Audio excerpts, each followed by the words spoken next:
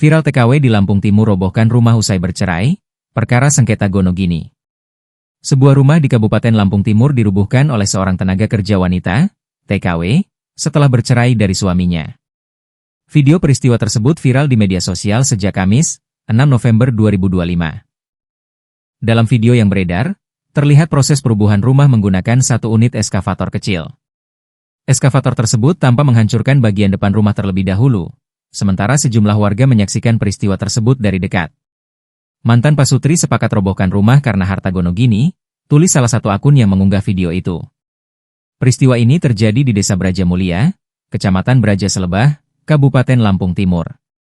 Kapolsek Braja Selebah, Inspektur 2, Ibda, Raja Rizky Sihombing, mengonfirmasi kejadian